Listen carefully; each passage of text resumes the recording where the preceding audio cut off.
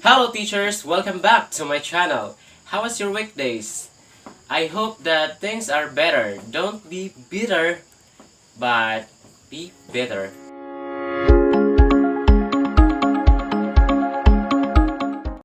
This is Ian Marceliana Magbulugtong, your company on this vlog.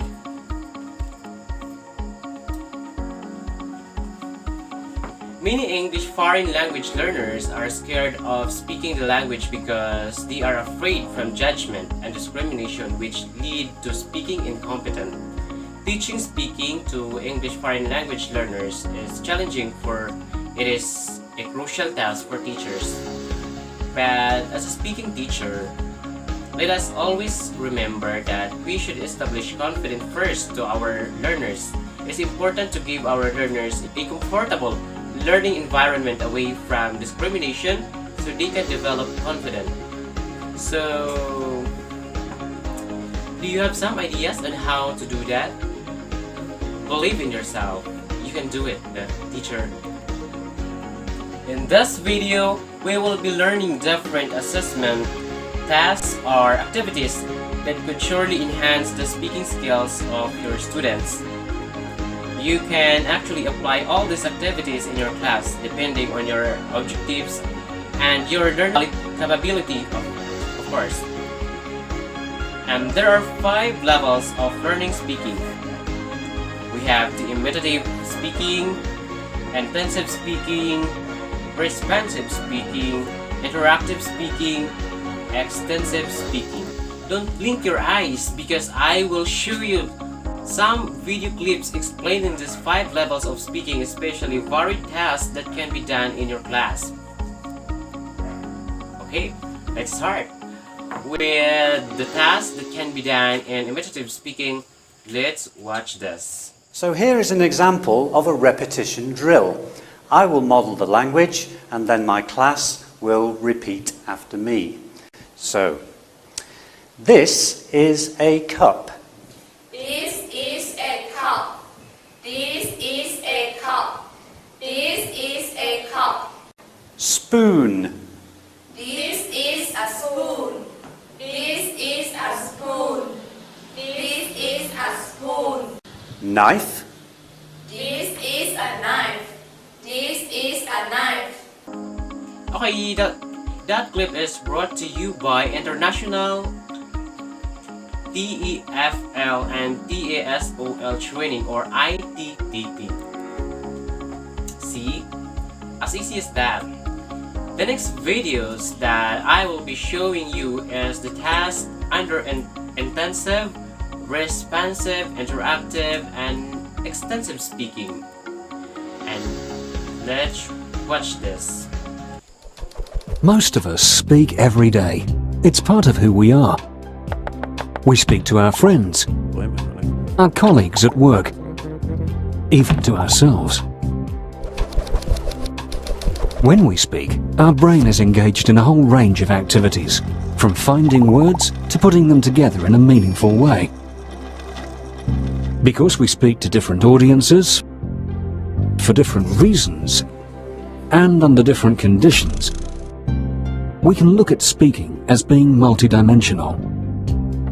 Since an assessment should try to replicate as closely as possible the real-life use of the language in terms of the brain activity and the social conditions in which the language is used, a test of speaking needs to be as close to the context we're interested in as possible.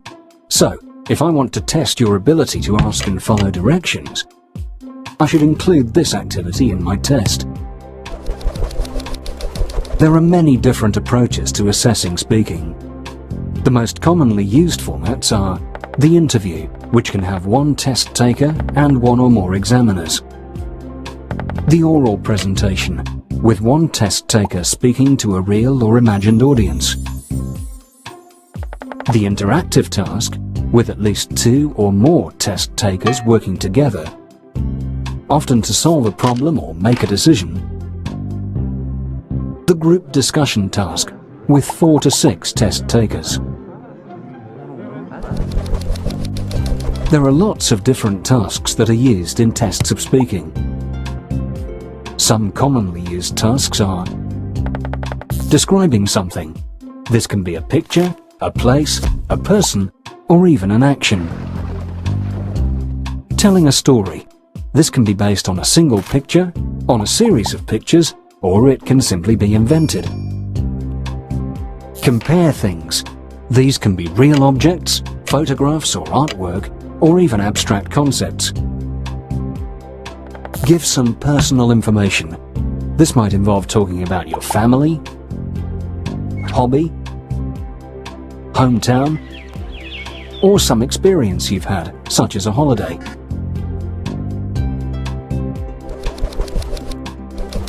All of these can be done in different settings. They can be performed live in front of one or more examiners. They can be recorded and evaluated later by one or more examiners.